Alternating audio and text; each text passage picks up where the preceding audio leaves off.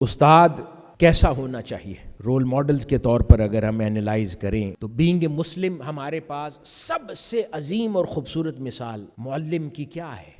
تاجدار کائنات حضرت محمد مصطفیٰ صلی اللہ علیہ وآلہ وسلم۔ ان سے زیادہ خوبصورت مثال استاد کی نہیں ہو سکتی۔ ہم نے اس کو ہمیشہ ایک ریلیجس پرسپیکٹیو سے ڈسکس کیا، لیکن کبھی آقا علیہ الصلوۃ والسلام کی سیرت طیبہ اور احادیث مبارکہ کو ہم نے ٹیچنگ میتھڈالوجی کے پرسپیکٹیو سے کبھی اسٹڈی کیا کہ ایز اے ٹیچر جب وہ فرما رہے ہیں اپنے آپ کو میں معلم بنا کر بھیجا گیا ہوں، تو بطور استاد وہ کیا ٹیکنیکلٹیز ہیں، وہ کیا میتھڈالوجی ہے جس کے ذریعے آقا علیہ الصلوۃ والسلام ایجوکیٹ فرماتے تھے اپنے اسٹوڈنٹس کو۔ صحابہ ان کے اسٹوڈنٹس تھے نا، ان کو ایجوکیٹ فرماتے تھے۔